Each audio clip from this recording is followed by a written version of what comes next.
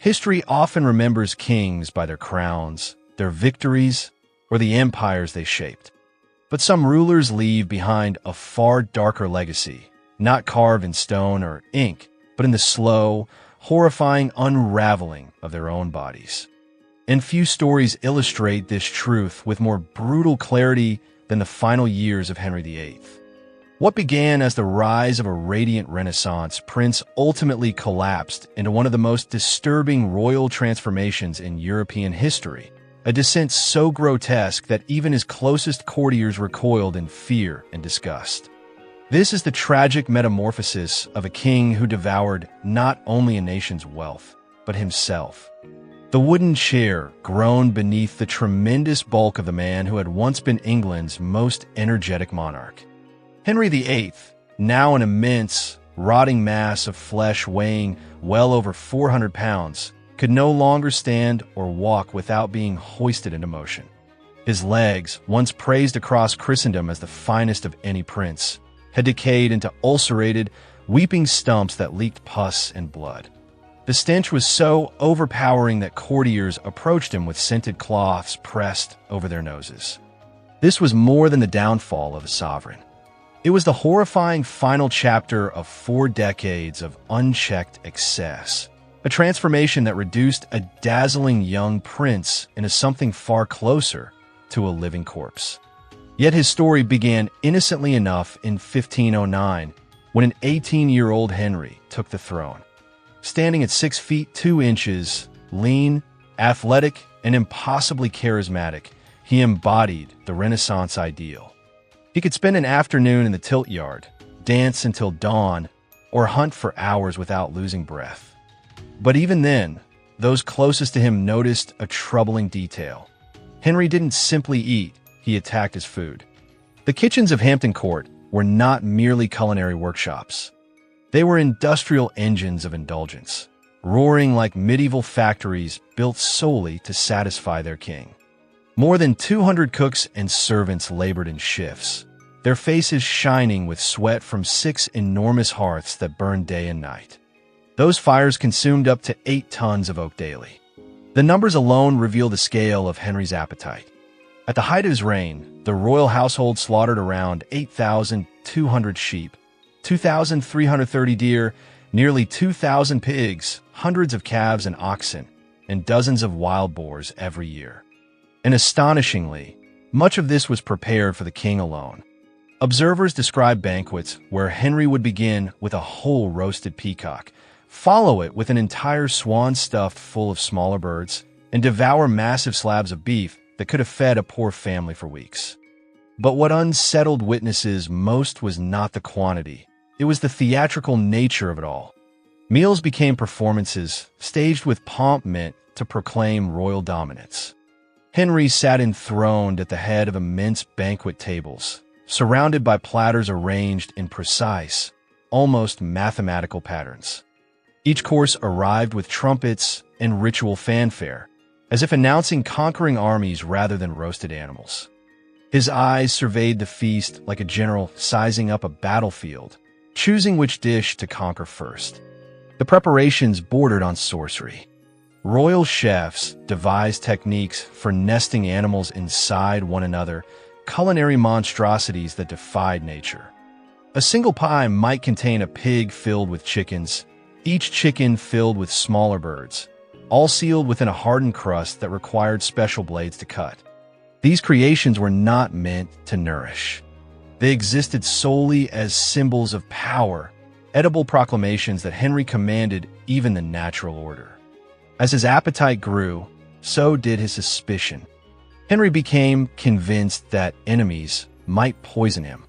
Every meal became a ritual of dread. Tasters sampled each dish under the eyes of guards. Faces watched for the slightest hint of agony. Food was prepared behind locked doors, transported in sealed containers, and served on plates sprinkled with strange alchemical powders meant to reveal toxins. This fear intensified his obsession, turning meals into dangerous ceremonies where death might lurk in every bite. His mind deteriorated as quickly as his body. Courtiers noticed how his moods rose and crashed according to his meals. If food arrived late, he erupted in rages that could end in bloodshed. When stuffed, he slipped into manic delight, laughing, promising favors, only to fall into brooding silence moments later. Food had become his drug, his escape, his poison. The king's habits soon reshaped the entire court. Feasts lasted not hours, but entire days. He issued decrees, received ambassadors, and discussed matters of empire while continuously gorging. Diplomats wrote home in revulsion, describing a monarch tearing into meat with bare hands, grease coursing down his arms as he debated matters of war. By his 30s, the once sculpted body turned traitor. His athletic frame ballooned with alarming speed. Instead of moderating, Henry interpreted his increasing girth as a sign of majesty. Doorways were widened, furniture reinforced, and stronger horses procured. Tailors worked endlessly to expand garments, so colossal they resembled tents. Then the ailments began. What modern doctors would call type 2 diabetes manifested as an insatiable thirst and hunger. Henry drank gallons of wine and ale daily, only to demand more food to quiet the cravings. His urine grew so sweet that clouds of flies followed him outdoors. Sleep became perilous. His massive weight suffocated him when he lay flat, forcing physicians to construct intricate bedding systems that propped him upright. Worst of all were his legs, once his pride, now instruments of agony. His weight destroyed circulation. Ulcers opened across his shins and calves, never healing. They turned foul, gangrenous, their stench so repulsive that attendants fled. His doctors attempted everything: poultices, cauterization, bloodletting, even surgery. Nothing slowed the decay. Yet Henry's appetite only intensified. By his 40s, his gluttony reached a scale that defied belief. This was no longer indulgence, it was possession. Those sworn to serve him watched in horrified fascination as their sovereign consumed himself alive. The kitchens descended into hellish scenes. Fires burned so hot that cooks fainted at their stations and were carried away without ceremony. Floors were slick with blood and fat, the air thick with smoke and scorched flesh. Workers suffered constant burns and lung ailments, martyrs to a furnace that existed for one man's addiction. At dawn, Henry's morning feast began, a grotesque parody of sacred ritual. He devoured what could have fed a village: roasted fowl, huge joints of beef, towering pies, and endless loaves. Hours later came his second breakfast, then lunch, then afternoon indulgences, then the evening banquet, an unbroken cycle of consumption. Even this brought no comfort. His relationship with food had crossed deeply into madness. He hid meat in his chambers, stuffing food beneath his bed and inside furniture like a man preparing for siege. Servants later found piles of rotting flesh, chilling evidence of a mind slipping from reason. His paranoia grew so severe that he believed enemies aimed not only to poison him, but to steal from his table. Guards patrolled the kitchens with orders to strike down anyone who removed even a crumb without permission. Henry counted platters himself, and if numbers seemed off, erupted with deadly fury. One servant caught eating leftovers was executed, Henry declaring that stealing the king's food was treason. Feeding Henry became an engineering nightmare. Special rolling chairs with reinforced frames were built to move him between rooms. Teams of servants strained to push the creaking contraptions. These grotesque thrones became both symbols of royal grandeur and prisons for a man who could no longer stand on his own legs. By his late 40s, Henry's enormous frame had swelled to an estimated 400 pounds, placing him among the most grotesquely obese rulers history has ever recorded. The sharp, handsome features that once charmed all of Europe had vanished beneath layers of swollen flesh. His eyes, once bright and commanding, peered out as thin slits from a face puffed to monstrous proportions. His neck had disappeared entirely, giving the impression of a head sinking directly into his torso. The king's once powerful voice had degenerated into a strained, wheezing rasp, struggling to escape through his compressed throat. The ulcers on his legs, now gaping wounds the size of fists, demanded constant tending. Some had eaten so deeply that bone showed through. The smell wafting from his diseased body was unbearable. Courtiers devised intricate strategies simply to remain upwind of him, and many sought reassignment to remote outposts to escape the suffocating stench of their monarch's decay. Henry's mobility had become so limited that machinery was required to perform even the simplest tasks. His chambers were fitted with ropes, pulleys, and harnesses to lift him from bed each morning. Across his palaces, ramps replaced stairs and doorways were widened to permit the passage of his rolling throne. The king who once thundered through forests on horseback and dazzled crowds at tournaments now needed teams of attendants just to breathe, dress, and relieve himself. The spectacle of his meals descended into something truly grotesque. What had once been festive gatherings had turned into revolting performances witnessed only out of duty or macabre curiosity. Henry devoured food with a violent intensity, tearing meat apart with his hands, gulping wine as though he were dying of thirst, his ragged breathing echoing like the growl of a cornered beast. The halls resounded with the wet sounds of chewing, slurping, and gasping, a nightmarish symphony that left onlookers pale with disgust. Foreign ambassadors wrote home in a kind of stunned horror. The Venetian envoy reported that the king ate enough for 3 men and drank just as heavily. A French diplomat described feasts so unhinged they bordered on madness. These accounts survive in diplomatic archives, chilling witnesses to the self-destruction of a monarch consumed by his own appetites. The king's physicians, sworn to preserve his life, were helpless. They knew his habits were killing him, yet any suggestion of restraint provoked threats of execution. Henry insisted that his ravenous appetite was proof of divine strength. Several doctors resigned or fled the court, unwilling to watch their sovereign devour himself toward oblivion. His failing health affected everything, even his marriages. His immense size rendered intimacy nearly impossible, and his constant obsession with food left no room for affection. And of Cleves reportedly swooned when she first saw him, having been promised a princely figure and encountering instead a swollen ruin. Catherine Howard, his youthful fifth queen, was said to weep openly during their wedding feast as Henry consumed dish after dish with mechanical, joyless compulsion. The economic cost of feeding Henry's monstrous hunger became catastrophic. Nearly a quarter of England's annual revenue was swallowed by the royal kitchens. Forests were felled to feed the palace hearths, and the relentless demand for meat drove prices skyward. Farmers were forced to surrender livestock as royal tribute, leaving the poor with empty tables. Chroniclers noted the bitter irony. While their king feasted himself into ruin, his people starved quietly. As his health crumbled, Henry's meals became even more ritualized. He spent hours dictating menus, as if planning military campaigns against entire species. These lists still survive, endless columns of swans, calves, pheasants, peacocks, pies, and puddings. Food had become his final rebellion against death. His sleep was no better. Unable to lie flat, he often drifted off upright in his chair, his chin sinking into the remnants of his meals. Servants watched in helpless dread as he snored and half-choked, waking only to demand more food.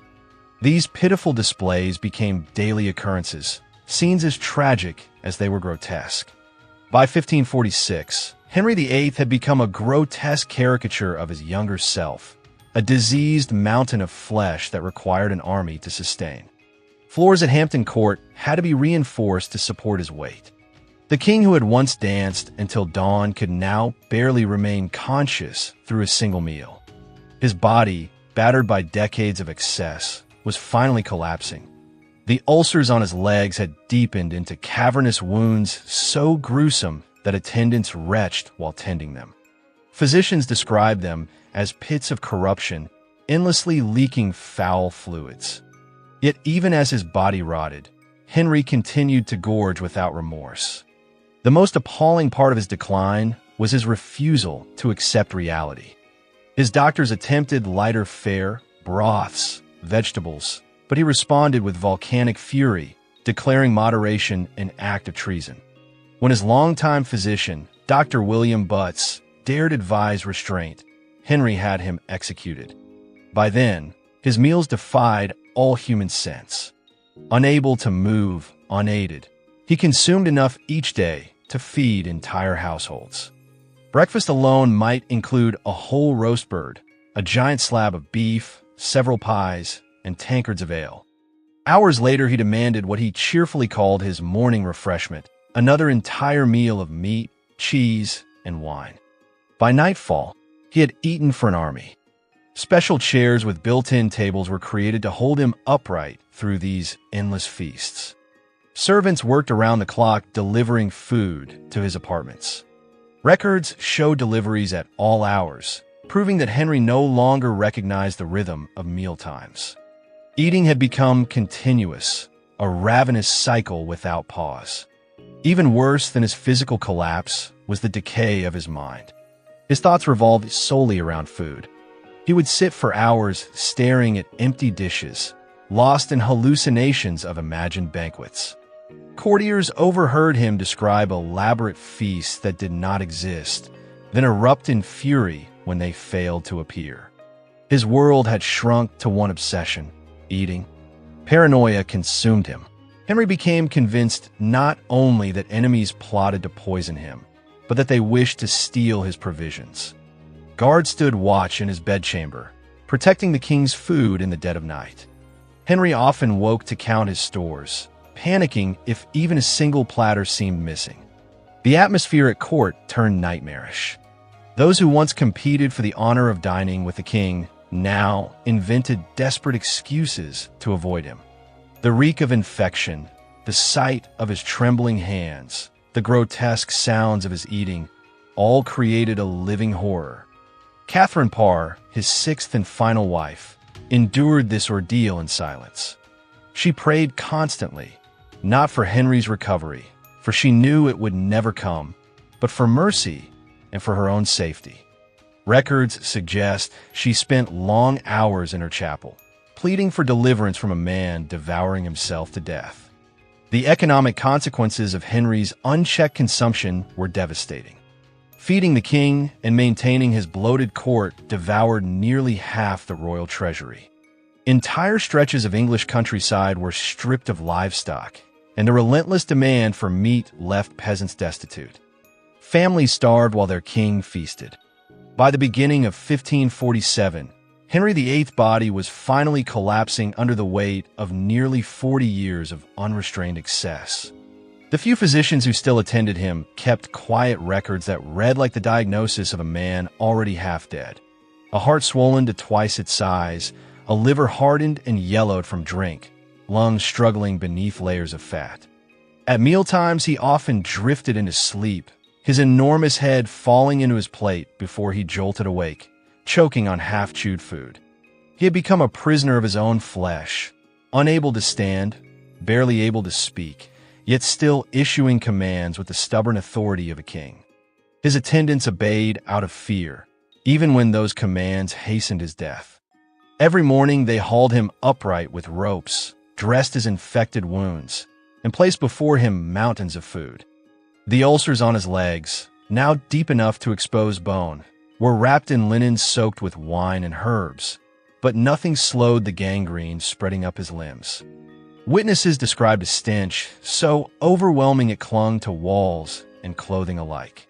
Even loyal courtiers hovered at a distance, hiding behind perfumed gloves as they entered the king's chambers. Yet Henry continued to eat with a kind of furious determination, as though proving he still ruled over something. Each meal became an act of defiance, a declaration that he would not surrender to the death stalking him room by room. But the decline was unstoppable. His skin turned waxy and yellow, his eyes sank into folds of flesh, and his heart raced unpredictably. Thoughts flickered in and out of clarity. By January 1547, even the most devoted members of his household could no longer deny it. The King of England was dying. His breath grew shallow, rattling in his throat, and his flesh faded to the pallor of stone. Yet the obsession remained. According to those present, his final coherent request was for roasted meat. As if even at the threshold of death, his hunger refused to die before he did. When Henry VIII finally passed, it was not with dignity, but with the grim inevitability of decay reclaiming a body long abused. The aftermath was almost as grotesque as his final years. It took 8 men to lift his coffin, and additional supports had to be built to bear its weight. During the funeral procession, the coffin swelled from trapped gases and burst open, spilling foul fluids onto the church floor. Those who witnessed it whispered that it was divine judgment, that even in death the king's body turned against him. A secret autopsy followed. Hidden for years, the physician's notes revealed the full devastation: a heart smothered in fat, a liver mottled with disease, intestines bloated with decay. His stomach was stretched far beyond normal size and still held the remains of his final feast: roasted birds, beef, bread, and wine. His legs were eaten to the bone by infection. The conclusion was unmistakable. The king had destroyed himself through years of unchecked gluttony. Artists commissioned after his death carefully avoided depicting the monstrous reality of his later life. They painted instead the Henry of legend, broad-shouldered, handsome, armored, the golden prince he had once been. The truth of his decay was buried with him, both literally and symbolically. Yet fragments survived in letters and hidden medical notes. His paranoia about poisoning, his hoarding of food, his nightly counting of dishes. His mind, like his body, had rotted from within. The more one studies his final years, the clearer the pattern becomes. Henry's destruction was not sudden, but slow and inevitable, the result of appetites that grew larger than the man who possessed them. By the time he died, England was nearly bankrupt, its people heavily taxed, its religious landscape torn apart. Yet the palace kitchens still roared like furnaces, feeding the king who could no longer feed himself. In many ways, Henry's body became a reflection of the kingdom he shaped, vast, powerful, and rotting beneath the surface. His break from Rome was not born of faith, but of appetite, for control, for possession, for immortality. His frame, swollen and unstable, mirrored the state he ruled. He was buried at St. George's Chapel beside Jane Seymour, the wife who had given him his only legitimate son. The symbolism was stark. Jane, who died giving life, lay beside a man whose own life ended in decay. Together, they formed a monument to two extremes: creation and consumption. In the end, Henry VIII was not defeated by rebellion, by treason, or by foreign disease. He was conquered by something far more ordinary and far more terrifying: his own hunger. His final years stand as a brutal reminder that no power, no wealth, and no crown can shield the human body from the consequences of excess. The Golden Prince had become a grotesque relic of indulgence, a king who mistook consumption for immortality. His story endures not as a celebration of monarchy, but as a mirror held up to human weakness. Henry's downfall shows that the line between glory and ruin is thin, and that without restraint, even the mightiest ruler can be destroyed by the simplest of appetites.